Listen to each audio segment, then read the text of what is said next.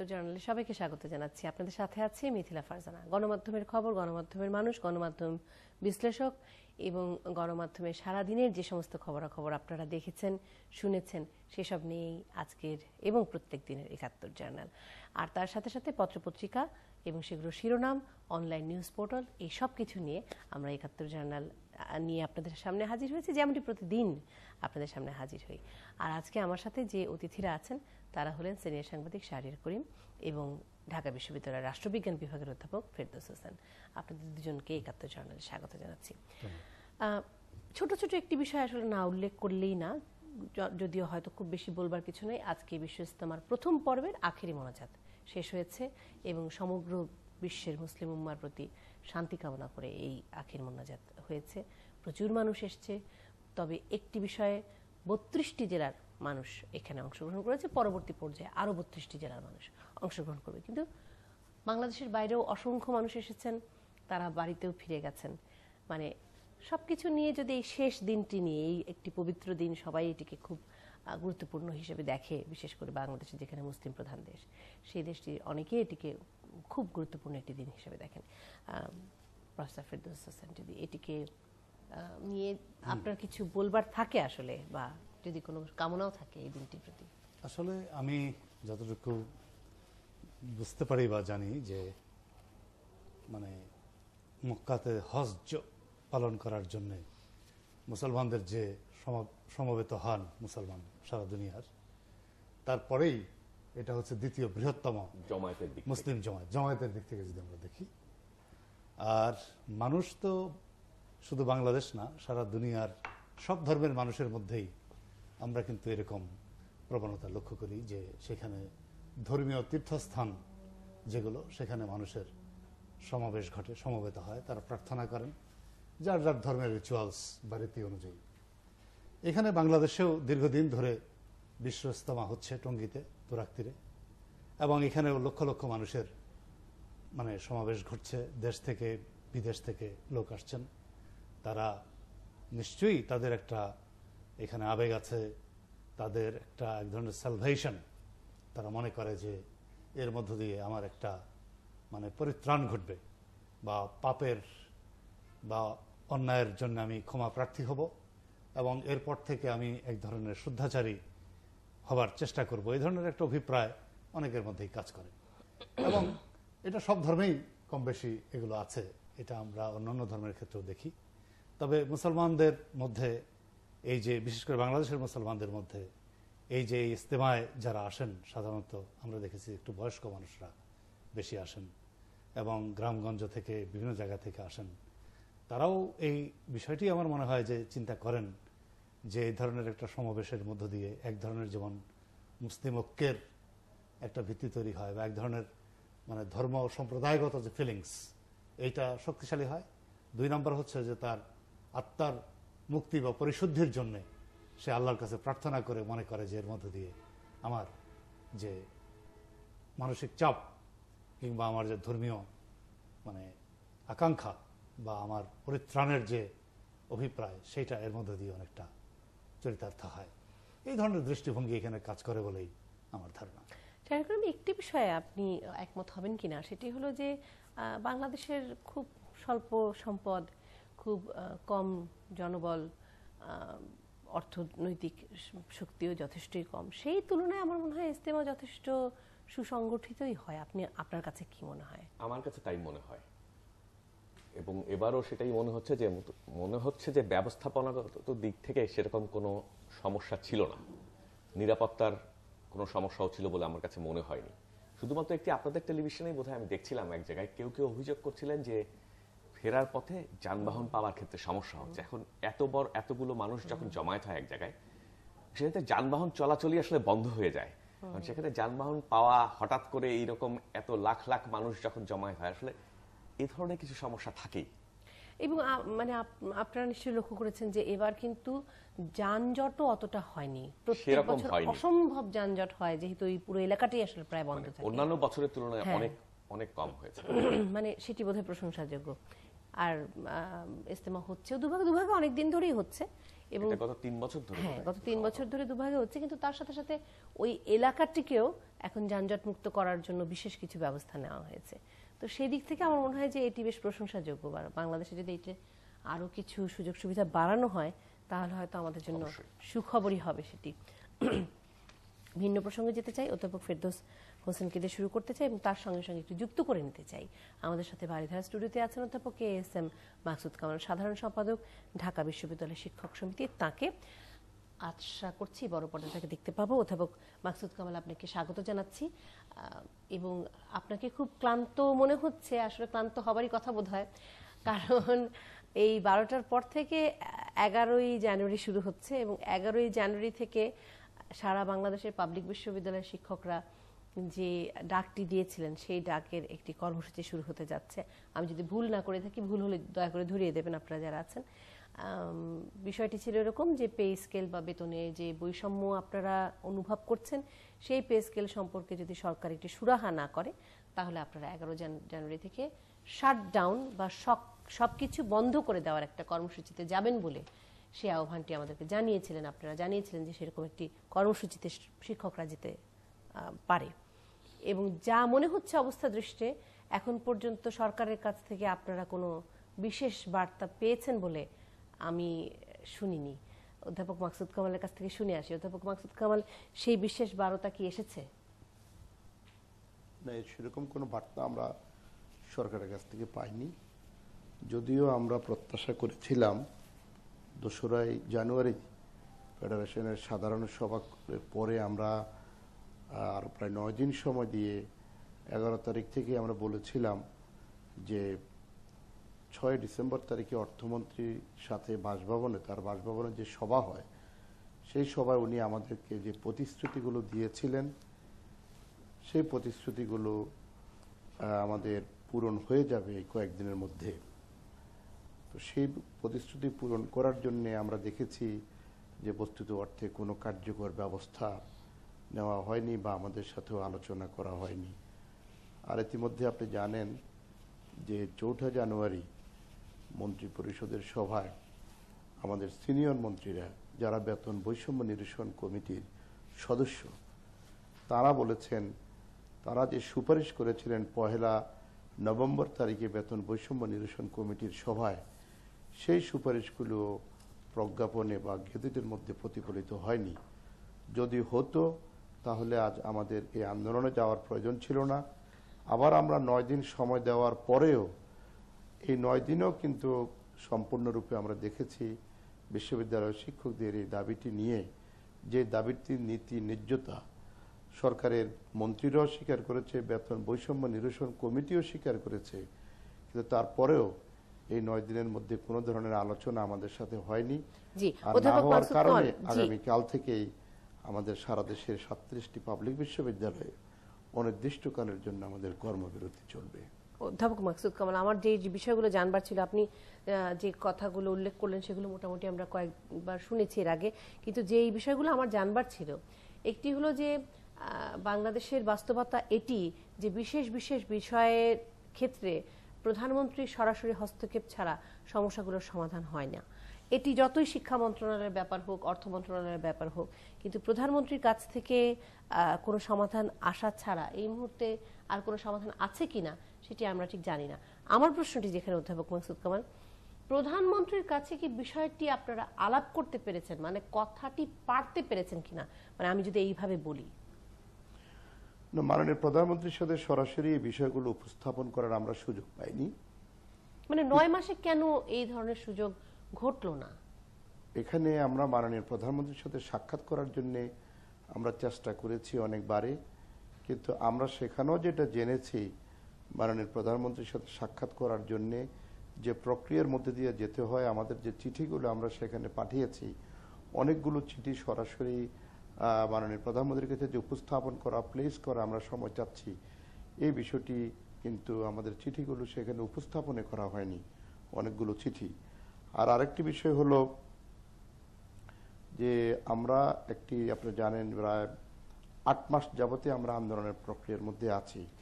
এই আন্দোলনের প্রক্রিয়ার সাথে সংযুক্ত হওয়ার পরে আমরা উপলব্ধি করেছি যে একটি গোষ্ঠী বা একটি মহল যেটি প্রশাসনের অংশ, তারা বিভিন্নভাবে এমন কিছু প্রতিবন্ধকতা সৃষ্টি করেছে যাতে করে শুধু মাননীয় প্রধানমন্ত্রীর সাথে সাক্ষাৎ নয়, এই যে কিছুক্ষণ আগে যেটি আমরা উল্লেখ করলাম যে বেতন বৈষম্য সংক্রান্ত কমিটি, যে কমিটি অত্যন্ত শক্তিশালী, সেই কমিটির সুপারিশ করার পরেও সে সুপারিশ বাস্তবায়িত হয়নি। অর্থাৎ এই গোষ্ঠী বা এই মহল অন্যরা কোনোভাবে সম্মানিত হবে বা তাদের অধিকার প্রতিষ্ঠিত হবে বা তারা কোনোভাবে তাদের সমতুল্য হবে, এরকম তারা চায় না। একটা একক কর্তৃত্ব প্রতিষ্ঠা করার মানুষই বস্তুত অর্থে আজকে প্রশাসন যন্ত্রের একটি অংশ কাজ করছে। এবং উল্লেখ করি, আমাদের সাক্ষাৎ পাইনি, তারও অনেকগুলো কারণ আছে, কিন্তু সবগুলো হয়তো আমার পক্ষে বলাও এখানে সম্ভব নয়।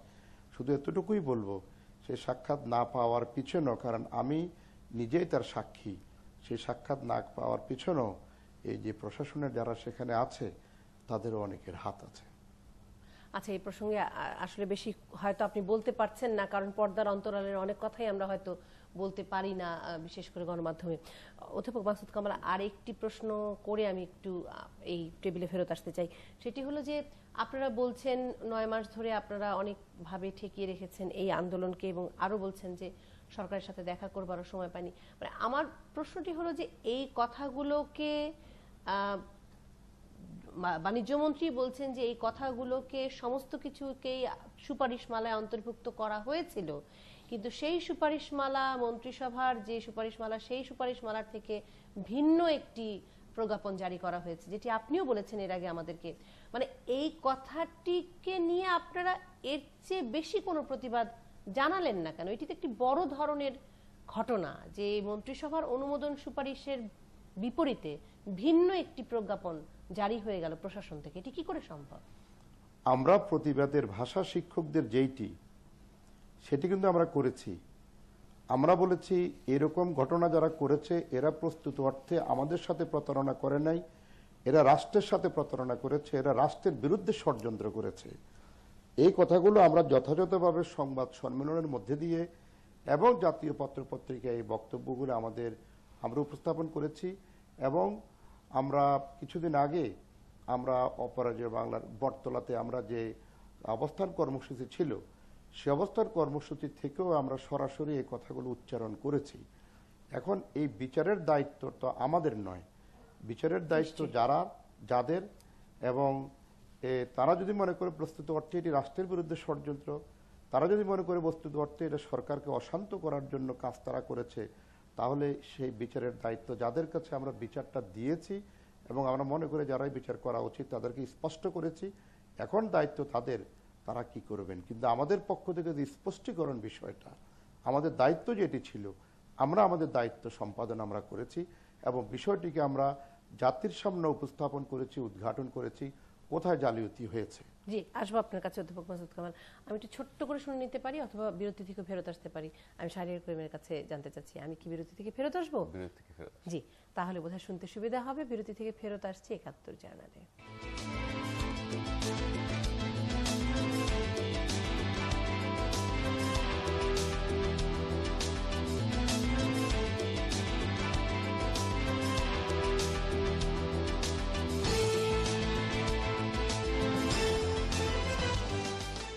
اللهم صل على سيدنا ومولانا محمد وعلى آل سيدنا ومولانا محمد। আখেরি মোনাজাতে মুসলিম বিশ্বের শান্তি কামনা শেষ হলো বিশ্ব ইজতেমার প্রথম পর্ব। হাজারীবাগ থেকে ট্যানারি শিল্প সরাতে ৭২ ঘন্টার সময়সীমা বেঁধে দিল সরকার।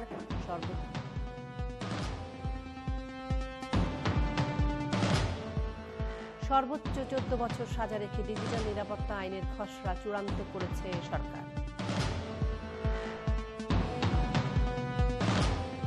রাজাকাররা গণতন্ত্র ধ্বংসের ষড়যন্ত্র করছে, বঙ্গবন্ধু স্বদেশ প্রত্যাবর্তন দিবসে সৈয়দ আশরাফ।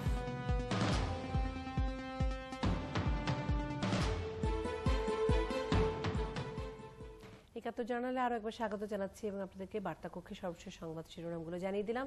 আমাদের সাথে আছেন অধ্যাপক এস এম মাকসুদ কামাল এবং আরো আছেন অধ্যাপক ফেরদৌস হোসেন এবং শাহরিয়ার করিম। শাহরিয়ার করিম, আপনার কাছে যেতে চাচ্ছিলাম, কি বুঝলেন? এখানে আসলে ব্যাপারটি হচ্ছে সরকার কেন এই পথে হাঁটতে চাচ্ছে সেটাই আমার কাছে বোধগম্য নয়। প্রথম কথা হচ্ছে সপ্তম পে স্কেলে এই ধরনের বৈষম্য তো ছিল না।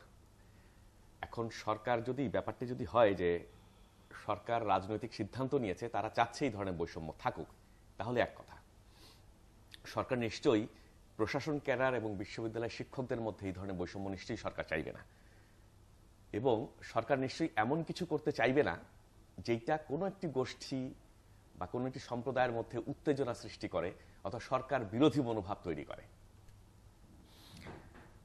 এখন এখানে দুটি ব্যাপার আছে, যে একটি হচ্ছে হলো যে সম্মান অর্থকরীর সঙ্গে জড়িত নয়, সে ব্যাপারে কোনো সন্দেহ নেই, কিন্তু একই সাথে আপনি যখন একটি পেশায় ভালো ছেলে মেয়েদেরকে আকৃষ্ট করতে চাইবেন, তার সঙ্গে অর্থকরীর কিছু না কিছু যোগ আছে, অবশ্যই সেই যোগ আছে। শুধু সম্মান দিয়ে আসলে শুধু সম্মান দিয়ে জীবন হয় চলে না।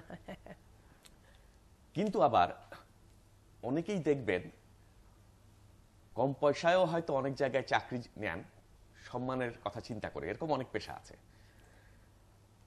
কিন্তু মানুষের তো পেট চলতে হবে, সংসার চালাতে হবে, সেগুলোও দেখতে হবে। আর আপনি কেন একটি ব্যবস্থা ছিল সেই ব্যবস্থা পরিবর্তন করে এমন ব্যবস্থায় কেন যাবে যেই ব্যবস্থায় দুইটি সম্প্রদায় বা দুইটি পেশার লোকের মধ্যে এক ধরনের বৈষম্য তৈরি হবে? না, কিন্তু সরকার বলছে যে বেতন বাড়ানো হয়েছে, যথেষ্ট সে ব্যাপারে বেতন কোনো বাড়ানো সমস্যা নেই, হয়েছে। সে ব্যাপারে তো কোনো সন্দেহ নেই। সমস্যা তো সেই জায়গায় বেতন বাড়ানো হলো, কিন্তু সমস্যা তৈরি হলো বেতন বাড়ানোর সঙ্গে সঙ্গে। তার মানে এই বেতন বাড়ানো তাহলে কি কোনো প্রয়োজন ছিল? মানে সেটি তো মানে একদম সরকারের সর্বোচ্চ পর্যায় থেকেও সেই প্রশ্ন করা হচ্ছে যে বেতন বাড়িয়ে কেন সমস্যা তৈরি হচ্ছে। সমস্যাটা তো সেই জায়গায়, বেতন বাড়িয়ে এই সমস্যাটা কেন তৈরি করা হলো। এখন পে কমিশনের রিপোর্টে যেই কথা ছিল তারও তো বোধহয় কিছু ব্যত্যয় ঘটেছে, যখন সেটা এই সচিব কমিটির মধ্য দিয়ে এসেছে। তারপর মন্ত্রী পরিষদ কমিটি হলো এবং সেখানে সিনিয়র মন্ত্রীরা ছিলেন, তারা যেসব সুপারিশ করলেন এবং তারা বলছেন তাদের সুপারিশের প্রতিফলন দেখতে পাচ্ছেন না যখন গেজেট প্রকাশিত হয়েছে। তো তার মানে কোথাও না কোথাও ভূত আছে, কোথাও না কোথাও সমস্যা আছে। এবং হঠাৎ করে কেন এই সমস্যাটি তৈরি করা হচ্ছে সেটাই আমার কাছে বোধগম্য নয়। কেউ না কেউ নিশ্চয়ই সমস্যাটি তৈরি করতে চান, হয়তোবা। তা তো মনে হচ্ছে যে তা না হলে কেন মন্ত্রীরা, রাজনৈতিক ব্যক্তি যারা, তারা যে সিদ্ধান্ত নিচ্ছেন সেই সিদ্ধান্ত কেন পরিবর্তন হয়ে যাবে? সরকার তো রাজনৈতিক সিদ্ধান্তে চলবে, সেটি চলবার কথা অন্তত তাই হওয়া উচিত। তাই হওয়া উচিত। অধ্যাপক ফেরদৌস হোসেন, দেখেন, আমি একটা একটা করে বলি, খুব সংক্ষেপে সংক্ষেপে বলবো। উনি যে কথা বললেন তার সূত্র ধরেই, যে সপ্তম পে স্কেলে আপনি ক্যাডার নন ক্যাডার এরকম কিন্তু বৈষম্য এন্ট্রি পয়েন্টে ছিল না। এবং পে কমিশনের যে সুপারিশ, মানে ফরাসউদ্দিন কমিশনের যে সুপারিশ, সেখানেও এন্ট্রি লেভেলে আপনার ক্যাডার নন ক্যাডারের মধ্যে কোনো বৈষম্য কথা বলা হয়নি। ইভেন সচিব কমিটির যে সুপারিশ ছিল সেখানেও কিন্তু এখানে এন্ট্রি পয়েন্টে ক্যাডার নন ক্যাডার বৈষম্যের কথা বলা হয়নি। কিন্তু ফাইনালি যখন গেজেট প্রকাশিত হলো তখন দেখা গেল যে বিসিএস ক্যাডারভুক্ত যারা, তারা এবং বিশ্ববিদ্যালয়ের শিক্ষকরা, ওনারা হবেন অষ্টম গ্রেডে এন্ট্রি পয়েন্ট হবে এটা, আর অন্যান্যদের ক্ষেত্রে সেটা হবে নবম গ্রেডে যেটা আগে ছিল। তার মানে কি, তাহলে এই যে পার্থক্যটা তৈরি করা হলো শুরুতেই না, শুরুতে না, এই পার্থক্যের সুপারিশ কিন্তু বা এই বৈষম্যের সুপারিশ কিন্তু আপনার পে কমিশনও করেনি, সচিব কমিটিও করেনি। তাহলে পরবর্তীকালে এই যে পরিবর্তনটা হলো, এটা কে করলো? না, যে এন্ট্রি পয়েন্টে একটা বৈষম্য তৈরি হ্যাঁ, এটা হয়ে কে করলো? এটা পে কমিশনের সুপারিশ করেনি, সচিব কমিটির সুপারিশ করেনি, কিন্তু এটা গেজেটে চলে আসলো। কে আনলো? মন্ত্রিসভা কমিটিও তো সেটা করেনি। তাহলে গেজেটে আসলো কিভাবে, কার হাত দিয়ে, কে এর জন্য রেসপন্সিবল, এটা বের করা দরকার। এক। দুই নম্বর আমি আপনাকে বলি, দেখেন কালের কণ্ঠে গত 2 দিন আগে একটা বেশ বড় রিপোর্ট প্রকাশিত হয়েছে। সেখানে তারা বলেছে যে অর্থমন্ত্রী এবং প্রধানমন্ত্রীর যে মানে সিদ্ধান্ত বা নির্দেশনা, এবং সেখানে তারা পয়েন্ট বাই পয়েন্ট বলেছে যে এত তারিখে অর্থমন্ত্রী প্রধানমন্ত্রীর কাছে এই নোট পাঠিয়েছেন, এত তারিখে প্রধানমন্ত্রী এটা অনুমোদন করেছেন, সেটা এরকম ছিল। কিন্তু তারপরেও অর্থমন্ত্রী প্রধানমন্ত্রীর যে নির্দেশনা সেটাও কিন্তু এই গেজেটে প্রতিফলিত হয়নি। 3 নম্বর আমি বলি যে মন্ত্রিসভার যে মিটিং হলো সেখানে কিন্তু সিনিয়র বেশ কয়েকজন মন্ত্রী এই প্রশ্ন উত্থাপন করলেন যে মন্ত্রিসভা কমিটি গঠনই করা হলো যে এই পে কমিশনের রিপোর্ট বা পে স্কেল সংক্রান্ত যে জটিলতাগুলো তৈরি হয়েছে বা যে বৈষম্যের কথা উত্থাপিত হয়েছে এগুলো কিভাবে চিহ্নিত করা হবে এবং তা নিরসন করা হবে সেই মর্মে সুপারিশ দেওয়ার জন্য মন্ত্রিসভা কমিটি গঠিত হলো।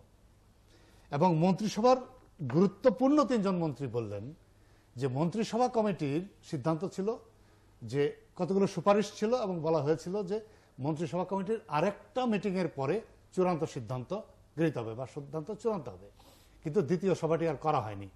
প্রথম সভার যে সুপারিশ সেই সুপারিশগুলো প্রতিফলিত হয়নি আপনার গেজেটের মধ্যে।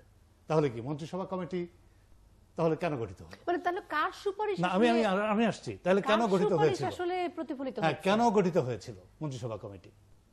বা মন্ত্রিসভা কমিটি যদি কোনো সুপারিশ দিয়ে থাকে সেটা তো দেওয়াই হয়েছিল ওইটার রিফ্লেকশন যাতে গেজেটে হয় তার জন্য, সেটা হলো না। মাননীয় আইনমন্ত্রী তিনি কিন্তু আমরা যেটা পত্রিকায় দেখেছি তিনি বলেছেন যে ভেটিং এর জন্য যখন আইন মন্ত্রণালয়ে যায় এই পে কমিশনের প্রতিবেদন এবং ভেটিং সম্পর্কে উনি বলছেন এটা হলো অবলিগেটরি অ্যাডভাইস, তার মানে কি বাধ্যতামূলক উপদেশ, যেটাকে উপদেশ বলা হচ্ছে কিন্তু এটা মেনে নিতে বাধ্য। এবং উনি বলা হলো যে ভেটিং এর সময় আমরা যে সমস্যাগুলো চিহ্নিত করেছিলাম বা যে নির্দেশনাগুলো দেওয়া হয়েছিল সেইটাও গেজেটের মধ্যে প্রতিফলিত হয়নি। তাহলে এই যে একটা অদৃশ্য শক্তি যারা মন্ত্রিসভা কমিটি, প্রধানমন্ত্রী এবং অর্থমন্ত্রীর নির্দেশনা বা সিদ্ধান্ত, যারা মন্ত্রিসভা কমিটির সুপারিশ এবং যারা আইন মন্ত্রণালয়ের ভেটিং সবকিছুকে অগ্রাহ্য করে তাদের নিজেদের ইচ্ছা অনুযায়ী কোনো কোটারি বা গোষ্ঠীগত বা ব্যক্তিগত যাই বলেন সুবিধা বা স্বার্থে কিংবা অভিপ্রায় যদি এরকম একটা গুরুত্বপূর্ণ বিষয়ে সিদ্ধান্ত গ্রহণ করার মানে করে থাকেন এবং সেটাই যদি কার্যকর হয় তাহলে সেই অদৃশ্য শক্তিটা কে? মানে আমি সেই প্রশ্নটি আপনাকে করছি যে কার, প্রশ্নটি তাহলে এখানেই এসে দাঁড়ায় যে কার সুপারিশ আসলে গৃহীত হচ্ছে? তাহলে সেটাই তো আমাদের কাছে অস্পষ্ট। আমাদের সেক্রেটারি জেনারেল মন্ত্রী নন, পে কমিশন নন, মন্ত্রিসভা নন, এবং আমাদের সেক্রেটারি জেনারেল কিন্তু ক্লিয়ারলি বলেছেন এটা যে দেখেন যে আমাদের শিক্ষক সমিতি ফেডারেশন 37টি বিশ্ববিদ্যালয়ের শিক্ষক সমিতির যে ফেডারেশন ওনারা শিক্ষামন্ত্রীর সাথে বেশ কয়েকবার সাক্ষাৎ করেছেন এবং আপনাদের টেলিভিশনেও দেখানো হয়েছে, পত্রপত্রিকা এসছে, উনি সবসময় কিন্তু পজিটিভ কথা বলেছেন। তিনি কি বলেছেন যে শিক্ষকদের বিচলিত হওয়ার কিছু নাই, চিন্তা করার কিছু নাই, আপনাদের সম্মান এবং মর্যাদা সর্বোচ্চ জায়গায় থাকবে এবং আপনাদের বেতন বা অন্যান্য সুবিধা এটা অব্যাহত থাকবে, আমরা পারলে কিছু বাড়াবো, যার যে অবস্থা আছে সেখান থেকে কমানোর প্রশ্নই ওঠে না, এই ধরনের একটা ইমপ্রেশন দিয়েছেন। মাননীয় অর্থমন্ত্রী কিন্তু তাই বলেছেন যে বাড়াবার চেষ্টা করা হবে, কমানোর না। কিন্তু মাননীয় অর্থমন্ত্রী তার সঙ্গে সঙ্গে এটিও বলেছেন যে তারা কি পাচ্ছেন তারা সেটিই বুঝতে পারছেন না। উনি কিন্তু এই কথাও এক পর্যায়ে বলেছেন।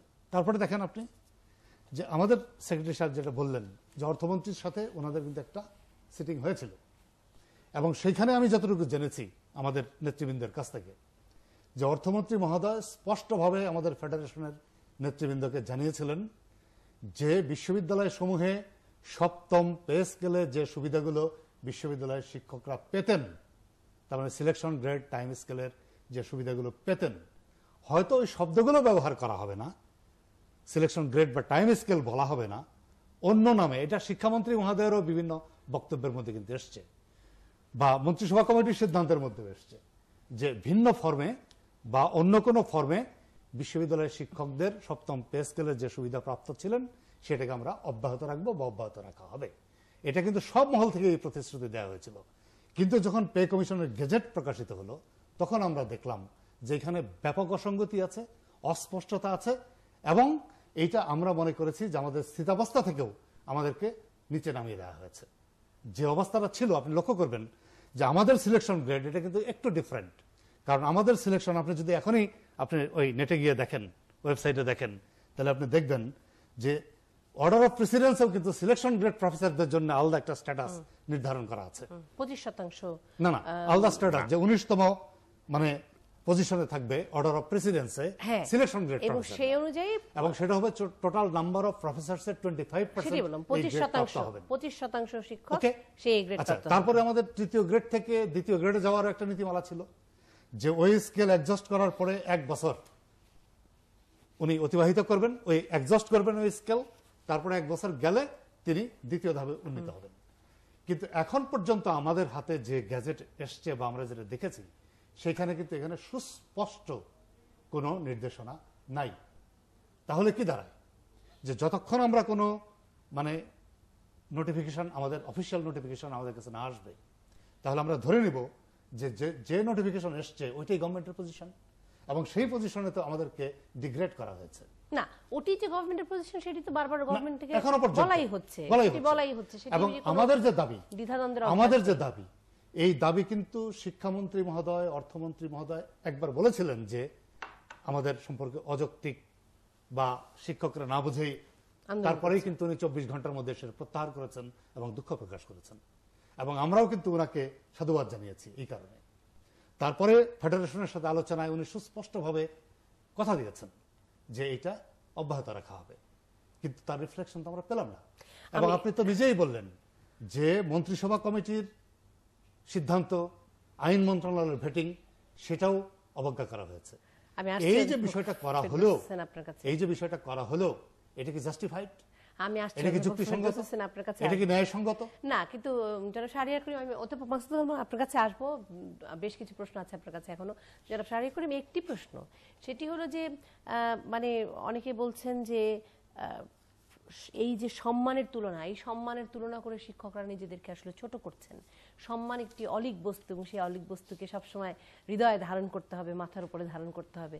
ওই একজন শিক্ষকই, বিশ্ববিদ্যালয়ের শিক্ষক একজন লিখেছেন যে বিষয়টি অনেকটা মায়ের মতন, যে সন্তানের বেহেশত হচ্ছে মায়ের পায়ের নিচে, সুতরাং মাকে এখন তার কোনো কিছুর জন্যই আর কোনো রকম রিপে করতে হবে না, পে ব্যাক করতে হবে না।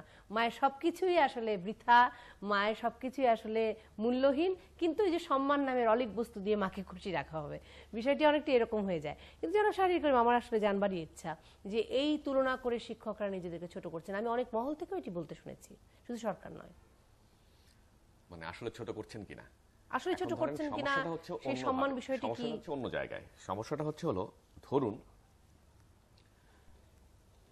কোন একজন ব্যক্তি কোন একটি বিদেশি ব্যাংকের শীর্ষ নির্বাহী, মানে ব্যবস্থাপনা পরিচালক বা প্রধান পরিচালন কর্মকর্তা হিসেবে কাজ করছেন, এবং তিনি প্রচুর বেতন পান। তাকে যদি বাংলাদেশ ব্যাংকের গভর্নর করা হয়, তিনি হয়তো তার চেয়ে সুযোগ সুবিধা, টাকা পয়সা অনেক কম পাবেন, কিন্তু তিনি কিন্তু তারপরে চলে যাবেন। কারণ হচ্ছে হলো, এটা ব্যাংকিং এর হলেও উনি নিয়ন্ত্রণ করে এরকম একটি সংস্থার প্রধান হচ্ছেন, উনার সম্মান টম্মান সবকিছু অনেক বেশি হবে, কিন্তু অর্থকরীর দিক থেকে উনি কম পাবেন। কিন্তু এখানে সমস্যাটা হচ্ছে, এখানে হচ্ছে হলো শিক্ষক এবং আমলা, এদের বেতন পে স্কেলটা এক জায়গা থেকে নির্ধারণ করা হয়। এক জায়গা থেকে যদি নির্ধারিত না হতো তাহলে হয়তো বা বিষয়টি অন্যরকম হতো।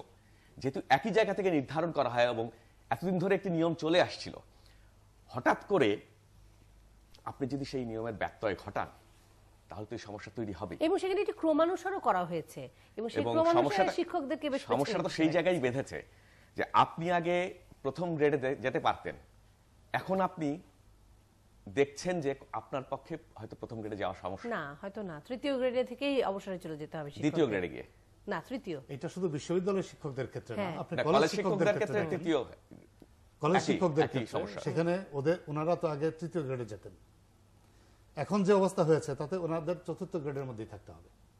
এবং এটা নিয়ে কিন্তু কলেজ শিক্ষকদের মধ্যে, এবং আপনি জানেন যে 306টি সরকারি কলেজ, এবং তারাও কিন্তু ধর্মঘটে আছে। এবং ডাক্তার ইঞ্জিনিয়ারদের বিষয়টি, হ্যাঁ, ডাক্তার ইঞ্জিনিয়ারদের প্রকৃতি বেশি। উনি শুরুতেই বললেন যে ওই চাকরিতে ঢোকার মুহূর্তে যে সমস্যাগুলো হচ্ছে, আপনি দেখেন যারা সায়েন্স ল্যাবরেটরিতে বা যেমন ধরেন এই কৃষি গবেষণা ইনস্টিটিউট, আপনি যদি জাতীয় প্রবৃদ্ধির দৃষ্টিকোণ থেকে দেখেন বা জাতীয় উন্নতির দৃষ্টিকোণ থেকে দেখেন, এই কৃষি গবেষণা ইনস্টিটিউটের যারা বিজ্ঞানী, তাদের কন্ট্রিবিউশন তো এটা অকল্পনীয়, অভাবনীয়, যেটা নিয়ে আমরা সবসময় গর্ববোধ করি বা এবং আমরা বলি। অধ্যাপক ফেরদৌস হোসেন আমার কাছে মনে হয় যে এখন যেই আপনি- ছেলেটি বা মেয়েটি সবচেয়ে ভালো পড়াশোনায় হ্যাঁ। সে কিন্তু আসলে বুয়েটে ভর্তি হতে চায়, ইঞ্জিনিয়ার হতে Right, চায়, সে হ্যাঁ। ডাক্তার ডাক্তার হতে হতে চায়, চায়, হ্যাঁ। মেডিকেলে ভর্তি হতে চায়, এবং সেও তো দেশের জনগণকেই সার্ভিস দিচ্ছে, এর সে তো মানে- রাষ্ট্রকেই সার্ভিস দিচ্ছে। এবং সেই মানে সবচেয়ে মেধাবী ছেলেটি বা মেয়েটি ডাক্তার ইঞ্জিনিয়ার দেখা হয়ে যাচ্ছে যে তাকে আপনি- তারপর সে তৃতীয় চতুর্থ তাকে গ্রেডে আপনি যদি অবসর গ্রহণ হ্যাঁ, করে, বিষয়টি সবচেয়ে কেমন মেধাবী যে বিজ্ঞানী, ডাক্তার, প্রকৌশলী,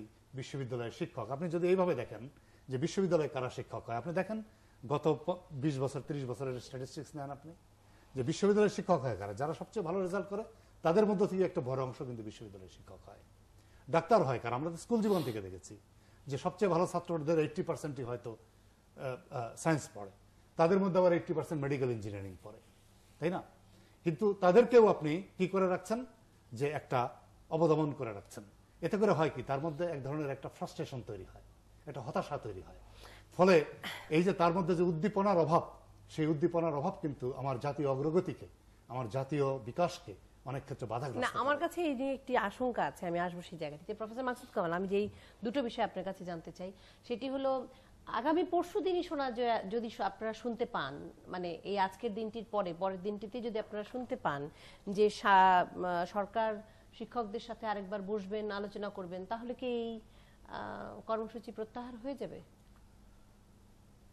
আমাদের সাথে তো বিভিন্ন পর্যায়ে আলোচনা হয়েছে এবং সর্বশেষ মাননীয় অর্থমন্ত্রীকে আমরা টোটালি বিশ্বাস করেছি এবং উনি বলার পরে আমাদের তো মনে হয়েছে এই বিষয়টি নিয়ে আর চিন্তার কোনো অবকাশ নেই। এরপর আমরা যখন জানলাম বেতন বৈষম্য নিরসন কমিটিও সুপারিশ করেছে, তারও বাস্তবায়ন হয়নি। এমন অবস্থায় আমাদেরকে যদি বলা হয়, আবার যদি আশ্বাস দেওয়া হয়, সে আশ্বাসের উপর বিশ্বাস করাটা কিংবা নির্ভর করাটা আমাদের কাছে খুবই কঠিন এবং আমরা আমাদের শিক্ষকদের কাছে তো ফিরে যেতে হবে।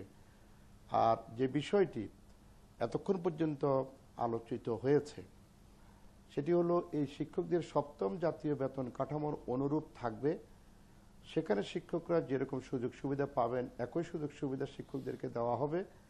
পাশাপাশি শিক্ষকদের থেকে একটা অংশকে যে সিনিয়র সচিব করা হয়েছে সেই সিনিয়র সচিবের পদমর্যাদায় উন্নীত করা হবে।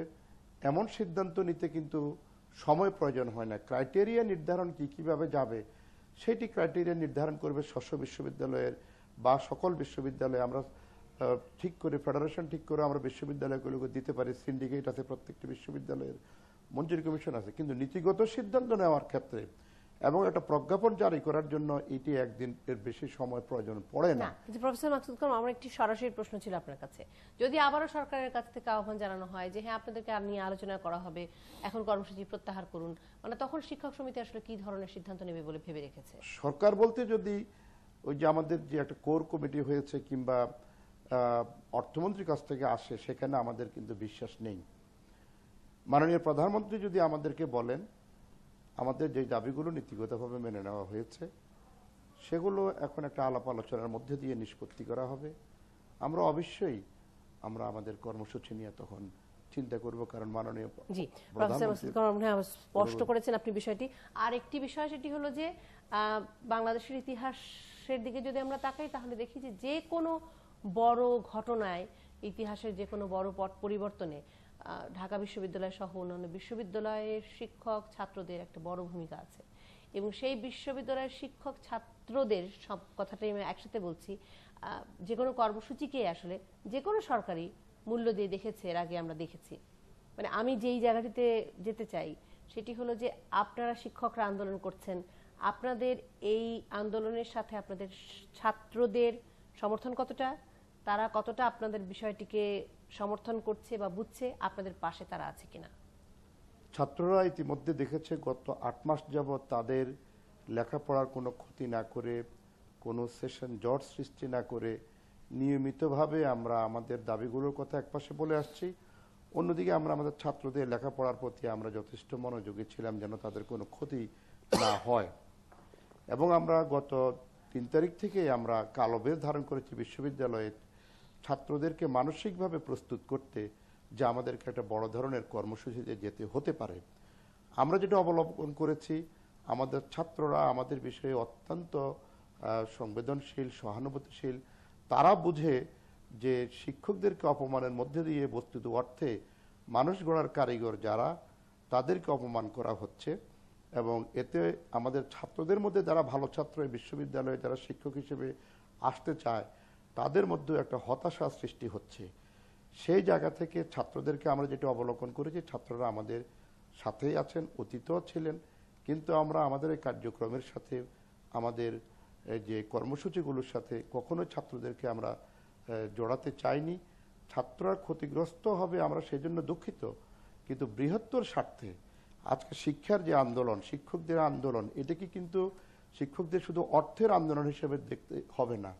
এর কিন্তু লং টার্ম একটা যে প্রভাব, যে প্রভাবে আমরা বলতে চাই যে, এবং এটা সবাই বুঝে যে ভবিষ্যতে মেধাবীরা যদি এই প্রফেশনে না আসে, তাহলে ভালো আমলাও হবে না, অন্য প্রফেশনের ভালো অন্য প্রফেশনে যারা যাবে তারাও কিন্তু ভালোভাবে সেখানে জাতিকে সার্ভিস দিতে পারবে না।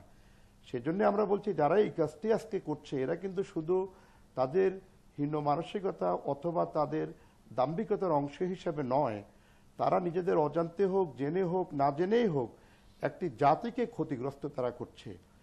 সেজন্য এই জায়গাটি থেকে অনতিবিলম্বে বের হয়ে আসা দরকার।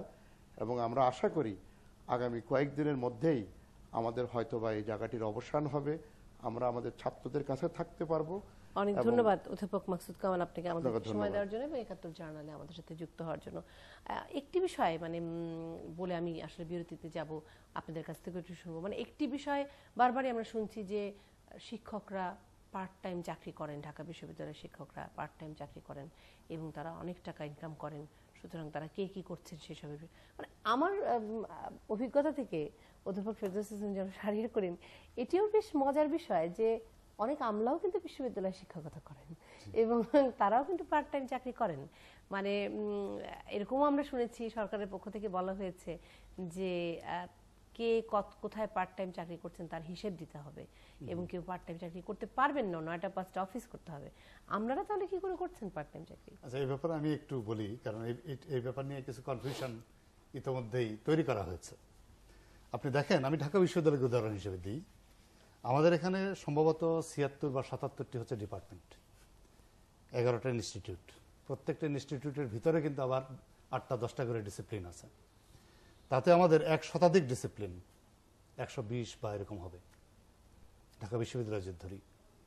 আপনি প্রাইভেট বিশ্ববিদ্যালয়গুলোতে এভারেজে কয়টা ডিসিপ্লিনে মানে শিক্ষা দেওয়া হয়, পড়ানো হয়? গড়ে ১০ থেকে ১৫টা। যদি খুব ভালো বড় ইউনিভার্সিটি হয় তাহলে সবগুলো মিলিয়েই উনি বলছেন যে ১০ থেকে ১৫টা হবে খুব বেশি হলে। হ্যাঁ, ধরুন 20টাই হলো, তাহলে ১২০-এর মধ্যে তো ১০০টা ডিসিপ্লিনের টিচারদের কোনো সুযোগই নেই প্রাইভেট ইউনিভার্সিটিতে পড়ানোর। পড়ায় সেটা তো পরের কথা, তার তো সুযোগই নেই। যেমন আমার তো সাবজেক্ট নেই, আমি কোথায় পড়াবো? তো এই কথাগুলো যারা বলছেন এটা খুবই উদ্দেশ্য প্রণোদিত, অসৎ উদ্দেশ্য প্রণোদিত বলে আমি মনে করি। এক, আর দ্বিতীয় প্রশ্নের উত্তর কিন্তু আপনি আংশিক দিয়ে দিয়েছেন যে এখন সরকারি কর্মকর্তারা শুধুমাত্র যে প্রাইভেট বিশ্ববিদ্যালয়ে পড়ে তা না, ঢাকা বিশ্ববিদ্যালয়ে পার্ট টাইম করে। এবং আমি বলি আপনাকে, ওনারা টক শোতে আসেন এবং রীতিমতো টক শো করেন, এখান থেকেও রিমুনারেশন নেন। কাজে দোষ সব আপনি শিক্ষকদের উপর চাপিয়ে দেবেন আর নিজেরা সবসময় মানে দায় থেকে মুক্ত থাকবেন, এইটা তো কোনোভাবে হতে পারে না। এসব আলোচনা আবার ফেরত আসছে ৭১ জার্নালে বিরতির পর।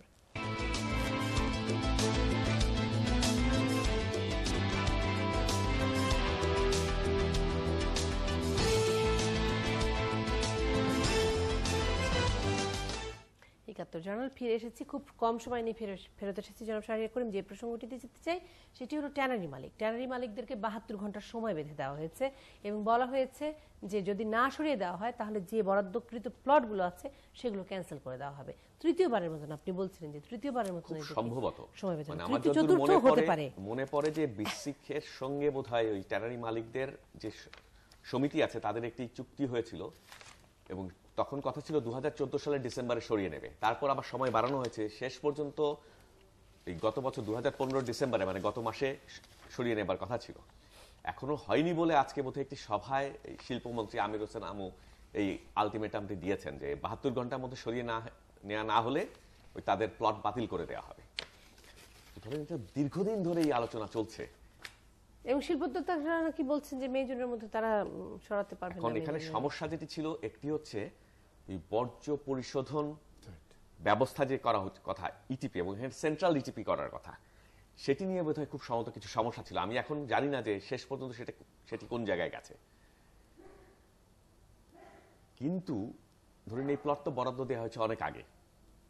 এখন যারা শিল্প মালিক তারা এতদিন ধরে কেন তৈরি হলেন না, এবং যদি তাদের কোনো সমস্যা থেকে থাকে, সরকারের পক্ষ থেকে যদি কিছু করবার থাকে, তো তাদেরকে কয়েক দফা সময় দেয়া হয়েছে, তো এর মধ্যে সরকার কেন করলো না সেই ব্যাপারে, তারা কেন দেন দরবার করে সেগুলো করবার ব্যবস্থা করলো না, মানে আমি এখনো বুঝতে পারছি না। কিন্তু যেহেতু শিল্পমন্ত্রী এই ঘোষণাটি দিয়েছেন, আমি জানি না সেটাই, সেই কথাটি আমি বলতে চাচ্ছিলাম যে 72 ঘন্টার আলটিমেটাম দিয়েছেন, কিন্তু এই আলটিমেটাম যে আসলেই কি এই প্লটগুলো বাতিল করা সম্ভব হবে কিনা আমি জানি না। একটি প্রশ্ন, বিভিন্ন রকমের দাবি দেওয়া আছে। আরেকটি দাবি দেওয়া এর মধ্যে, যেহেতু ঢাকা বিশ্ববিদ্যালয়ের প্রসঙ্গে ছিল, অথবা ফিরদৌস হোসেন আপনার কাছে যাচ্ছি, মেট্রো রেল করা যাবে না দোয়েল চত্বরের ওপর দিয়ে, এরকম একটি আন্দোলন দেখেছি। সেটি নিয়েও কিন্তু প্রধানমন্ত্রী আসলে বলেছেন যে প্রয়োজনে তোমাদেরকে সাউন্ড প্রুফ লাইব্রেরি করে দেওয়া হবে, যাতে করে তোমরা সেখানে বসে পড়াশোনা করতে পারো। দেখেন, এটা আমি যেটা বলি, এটা তো আমাদের দেশে নতুন। আমরা মেট্রো রেল সম্পর্কে আমাদের ধারণা খুবই সেকেন্ডারি অধিকাংশ লোকেরই, এবং আমি আমার ছাত্রছাত্রীদের প্রতি বা আমাদের যেসব সহকর্মী এই আন্দোলনের সাথে সম্পৃক্ত তাদের প্রতি সম্পূর্ণ শ্রদ্ধা রেখেই বলছি, আসলে সাধারণ রেল আর মেট্রো রেলের মধ্যে অনেক পার্থক্য আছে। এটা তো ইলেকট্রোম্যাগনেটিক ট্রেন সিস্টেম, এবং যেসব দেশে পার্শ্ববর্তী ব্যাংককেও এটা আছে আমরা জানি, এখানে কিছু ভাইব্রেশন তো হবেই, একটা যান চললে বা কিছু সাউন্ড হতেই পারে। কিন্তু ঢাকা বিশ্ববিদ্যালয়ের ভিতর দিয়ে মিউনিসিপ্যাল কর্পোরেশনের যে সড়কগুলো, রাস্তাগুলো, সেখানে যে পরিমাণে গাড়ি চলে এবং যে সাউন্ড হয়, যে সাউন্ড পলিউশন হয়, বা যে পরিমাণে হর্ন, হাইড্রোলিক হর্ন বাজানো হয়, তাতে যে পরিমাণে মানে সাউন্ড বা ভাইব্রেশন হয়, আমার মনে হয় তার তুলনায় মেট্রো রেলের ভাইব্রেশন এবং সাউন্ড কম হবে। এটা আমার ব্যক্তিগত ধারণা, আমি তো এক্সপার্ট না, আমি সাধারণ ধারণা থেকে বলছি। এক আর 2 নম্বর হচ্ছে যে মেট্রো রেল ঢাকা বিশ্ববিদ্যালয়ের ভিতর দিয়ে গেলে এতে তো ঢাকা বিশ্ববিদ্যালয়ের ছাত্রছাত্রীদের পরিবহনে খুব সুবিধা হবে, কারণ এটা তো সময় কম লাগবে, অর্থ খরচ কম হবে, এবং ছাত্ররা খুব মানে দ্রুততার সাথে টাইমলি মানে পৌঁছতে পারবে এবং চলে যেতে পারবে, এবং একদম কার্জন হল এবং আর্টস ফ্যাকাল্টির একটা মাঝখানে এসে। তো আমি এটাকে পজিটিভলি দেখি, এটা হলো একটা দিক। আর 2 নম্বর দিক হচ্ছে যে এই প্ল্যানটা যখন মানে তৈরি করা হয় যে ঢাকা বিশ্ববিদ্যালয়ের ভিতর দিয়ে যাবে, আমি যতটুকু জানি প্রথম দিকে শহীদ মিনারের দিক থেকে রুটটা নেওয়ার কথা ছিল, পরে বিশ্ববিদ্যালয় কর্তৃপক্ষ বোধহয় রিকোয়েস্ট করে, এবং তার ফলে এইটা ওই টিএসসির সামনে দিয়ে দোয়েল চত্বর হয়ে প্রেস ক্লাবের দিকে চলে যাবে, এরকম একটা রুট ফাইনাল হয়, এবং সেটাও প্রায় 4 বছর আগে। তো এগুলো কিন্তু পত্রপত্রে এসছে বিভিন্ন সময়, তো এটা নিয়ে তো এই 4 বছরে কোনো আপত্তি উত্থাপিত হয়নি। তো এখন ধরেন এটা একটা রুট ফাইনাল হয়ে গেছে, তার নকশা ফাইনাল হয়ে গেছে, এখন একবার কাজও শুরু হয়ে গেছে। এখন যদি এটা নিয়ে কোনো সমস্যা তৈরি হয়, তাহলে হয়তো যারা ডোনার জাইকা তারা হয়তো খুব মানে হার্শ সিদ্ধান্ত নিতে পারে। এটা আমাদের জন্য কতটুকু ঠিক হবে এটাও বিবেচনা নেওয়া দরকার। আর 3 নম্বর হচ্ছে ঢাকা তো খুবই জনবহুল শহর, এবং সব জায়গায় আমাদের গুরুত্বপূর্ণ স্থাপনা আছে। আপনি যে দিক দিয়ে লাইন নেবেন, কোনো না কোনো প্রতিষ্ঠান কিন্তু এর ইফেক্ট হবেই। সো আমি মনে করি যে আমার ছাত্র ছাত্রী বা সহকর্মী যারা, তাদেরকে এই প্রয়োজনের দিকগুলো বা সুবিধার দিকগুলো বিবেচনায় নেওয়া দরকার, এবং তারা নেবেন আশা করি। এবং আমার ধারণা যে এই ক্ষেত্রে কোনো সমস্যা হবে না, ইনশাল্লাহ এই মেট্রো রেল হবে এবং ঢাকাবাসীর সুবিধা বলবেন কিনা এই প্রসঙ্গে? একটি হচ্ছে, আমি যতদূর জানি যে মেট্রো রেলের যে লাইনটি যাবে এটা খুব সম্ভবত সোহরাওয়ার্দী উদ্যান ঘেঁষে যাবে, বিশ্ববিদ্যালয়ের পাশে না, খুব সম্ভবত রাস্তার মাঝখান দিয়ে যাবে, দোয়েল চত্বরে এসে স্টেশন হবে একটি, এই বিষয়টি। তারপরে হচ্ছে হলো হঠাৎ করে এতদিন পরে এসে কেন এই আপত্তিটা উত্থাপন করা হলো? ধরুন শুরুতেই বিমান বাহিনীর পক্ষ থেকে আপত্তি হয়েছিল, যে কারণে পরিবর্তন করা হয়েছে, যদিও সেটা নিয়েও আমার দ্বিমত আছে। কিন্তু তখনই তো বিশ্ববিদ্যালয়ের পক্ষ থেকে যদি ছাত্ররা, সেই সময় ছাত্ররা এই আপত্তি তুলতে পারত, কেন তুলেছে জানি না। এবং খুব সুন্দর খামোখাই একটি মানে তাদেরকে কারা এই বুদ্ধি দিয়েছেন বা কার বুদ্ধিতে তারাই হঠাৎ করে এই ধরনের অদ্ভুত একটি আচরণ করছে বা আপত্তি তুলছে, মানে এর কোনো যুক্তি নেই। অনেক ধন্যবাদ জনাব শারীরিক কর্ম, অনেক ধন্যবাদ ফেরদৌস হোসেন।